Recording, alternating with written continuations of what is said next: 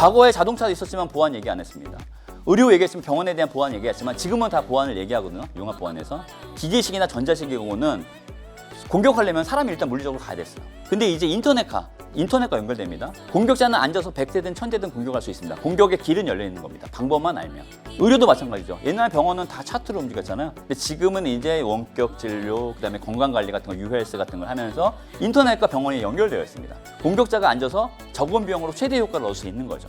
노란 옷을 입은 남자, 안경 쓴 남자가 있고요.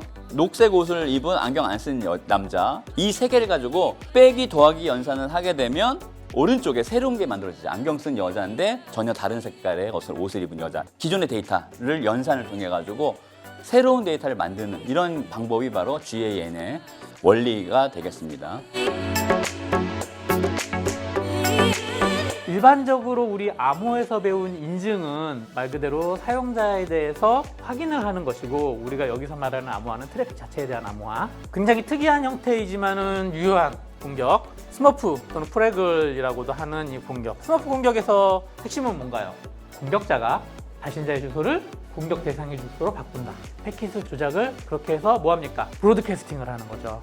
브로드캐스팅을 해가지고 리퀘스트를 받으면 그 발신자의 주소를 확인을 해서 우르르 패킷을 보내는 형태. 방화벽. 항상 방화벽 그러면은 4개가 딱 나와요. 접근 제어, 로깅 강사 추적, 인증, 데이터 암호화. 우리는 방화벽 그러면은 액세스 컨트롤 리스트를 기반으로 해가지고 필터링 하는 것만 항상 우리는 생각을 한단 말이에요. 그런데 실제로 시중에 판매되고 사용하는 방화벽들은 이런 형태의 기능들을 가지고 활용을 한다. 위협은 결론적으로는 수행 주체가 존재해야 되죠. 다양한 목적 조직들이 있는데 그들이 몇몇 수단을 활용해서 공격을 한다는 거죠. 그 수단이 뭐냐면은 피싱, 실제 취약점을 활용한 공격, 그게 아니면 디도스 같은 협박성 공격이 될 수 있는 겁니다. 사망 여우고요. 눈길에 자기 발자국을 지우고 있어요. 그런데 다른 사람의 발자국은 지우지 않고 있습니다. 여러분들은 이제 앞으로 뭘 해야 되냐면은 저 사망 여우를 숲속에서 찾아야 돼요. 지능적으로 숨어있는 적들을 끄집어내는 과정들을 거쳐야 되는 겁니다.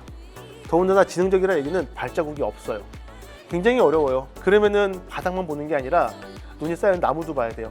1차원 쪽으로 보던 거에서 2차원, 3차원 쪽으로 평면 쪽으로 보게 되는 거고, 첫 번째로는 마이터의 ATT&CK라는 방식이고 공격자의 전술 패턴들을 입력시켜 놓겠다. 그래서 그걸 찾아라. 두 번째로는 통계, 머신러닝 말 보시면 돼요.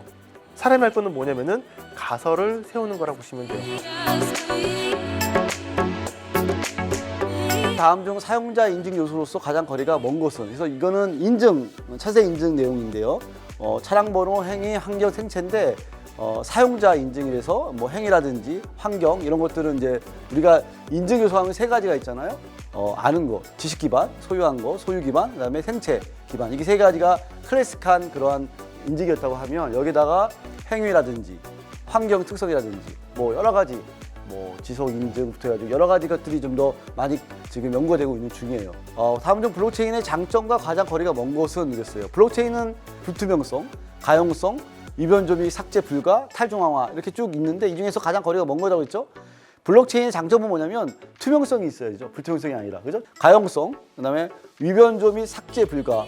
당연히 아까 얘기했죠. 그 다음에 탈중앙화가 목적이잖아요. 그죠? 그래서 불투명성이 답이 되겠고요.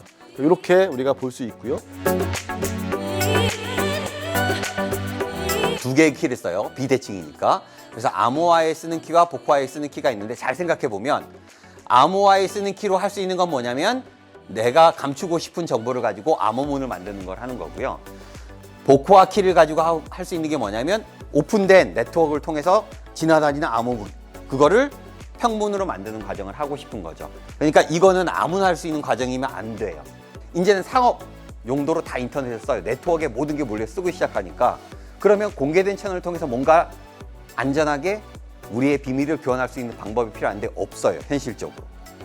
그걸 해결해낸 게 이 공개키 암호입니다. 그러니까 그런 의미로는 가장 혁신적인 성과를 가지고 있다라고 볼 수 있죠.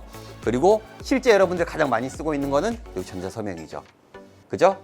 결제나 계좌이체 이럴 때 할 때 쓰는 전자서명을 가장 많이 활용을 하고 있습니다.